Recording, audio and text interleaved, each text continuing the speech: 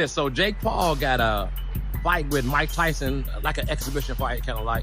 But here's a video that he put out recently endorsing Donald Trump.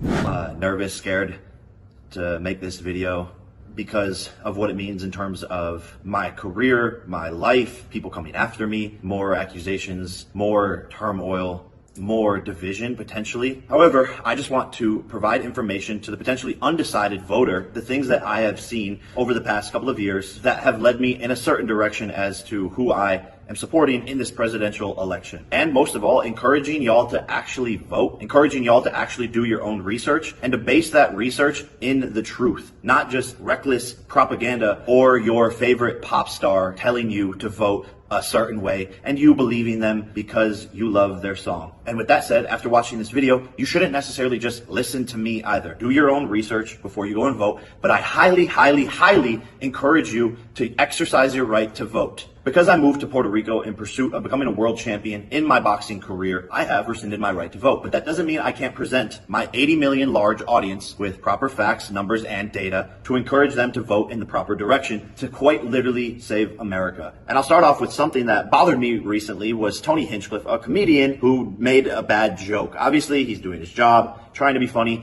but him talking smack about Puerto Rico was not funny. And I want to shine a light on the fact that these aren't Donald Trump's views. It was a comedian who made a bad joke. I have no idea who he is, never saw him, never heard of him, and don't want to hear of him. Tony, while I love most of your work, Puerto Rico is the most beautiful place on earth, and the people here are absolutely incredible. Wars, health, guns, jobs, economy, inflation, border control, freedom of speech, the list goes on, and absolutely incredible. The number of problems that America currently faces. And I don't come to you to make this video to create more division. I believe love is the key to the universe and that we should all love each other more and more and more. And it saddens me that in the current political state of the world, in America, people can't have opinions without outrageous backlash. And I truly believe we can all agree on that things just don't feel right. America doesn't feel good. It shows that we are more divided than ever, and I can't sit back and watch this blasphemy unfold in front of me any longer. What is the problem? Democrats have been in power for 12 of the last 16 years. So if we aren't happy with the current political state, economic state, environmental state, then who is to blame? Tim Walz, the vice presidential candidate, has even said this himself.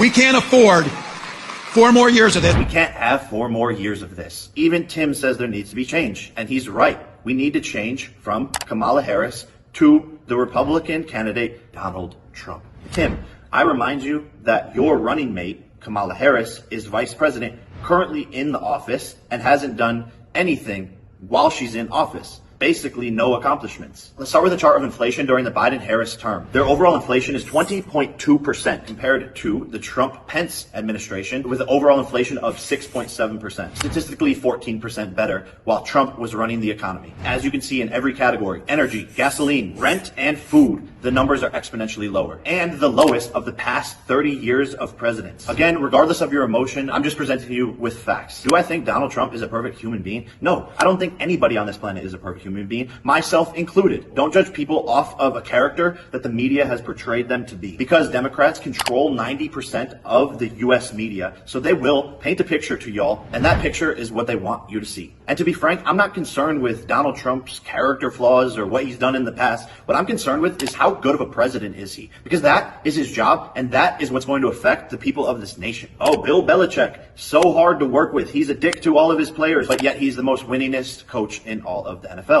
We're not here to call names and get involved in emotional battles. Let's look at who was a better president during their terms. Statistically, the next major point that always comes up is abortion. Donald Trump abortion. Donald Trump isn't protecting women's rights. That's what the media has painted to you, and it's absolutely not true. Donald Trump was the president before for 4 years. What rights as a woman were taken away from you? The answer is none. Donald Trump wants to put the power into the hands of each state to determine whether abortions will be legal there or not. So if you live in a Democratic state like California, yes, the Democrats will vote to allow abortion in California, putting the power in the hands of the people. So while many women are focused on this single issue voting, I encourage you not to be a single issue voter.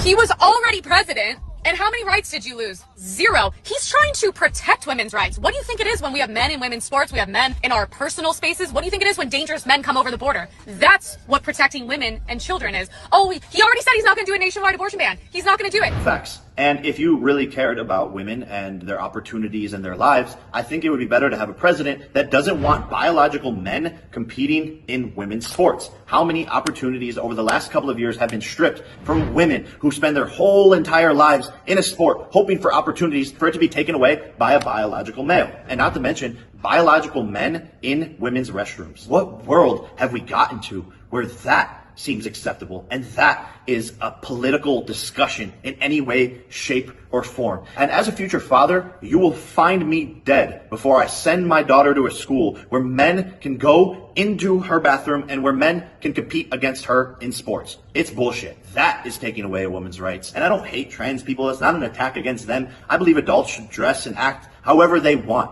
but you shouldn't encroach your rights into other areas of delusion and infringe on other humans' basic rights. And Caitlyn Jenner herself is a perfect example of this, and someone who carries herself perfectly in a complex and tough situation and conversation across the world. And as a man, you should be offended by the fact that Kamala Harris goes on a podcast saying that there is no law that governs a man's body. Can we try to think of any law that gives the government the power to make a decision?